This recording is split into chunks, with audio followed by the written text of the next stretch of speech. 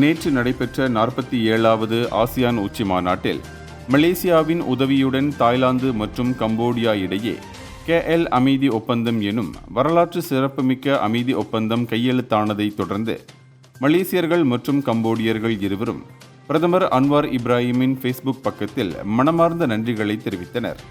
Thailand கம்போடிய எல்லையில் நம்பிக்கை மற்றும் ஸ்திரத்தன்மையை மீட்டெடுத்ததற்காக பாராட்டப்பட்ட இந்த ஒப்பந்தத்தை தொடர்ந்து கம்போடிய இணையவாசிகள் ஆண்டுகள் பழமையான மோதலுக்கு முற்றுப்புள்ளி வைத்து அமைதியை ஏற்படுத்த உதவியதற்காக பிரதமர் அன்வாருக்கு தங்களின் ஆழ்ந்த நன்றியை தெரிவித்துக் கொண்டனர்.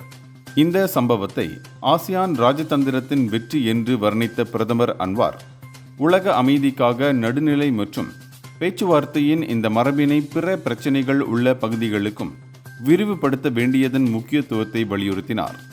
இந்த ஒப்பந்தம் இருதரப்பு உறவுகளுக்கான வெற்றியாக மட்டுமின்றி தென்கிழக்கு ஆசியாவில் அமைதிக்கான ஒரு பாலமாக ஆசியான் அமைப்பின் வளர்ந்து வரும் செல்வாக்கில் ஒரு பெருமை மிக்க அத்தியாயத்தை குறிக்கிறது.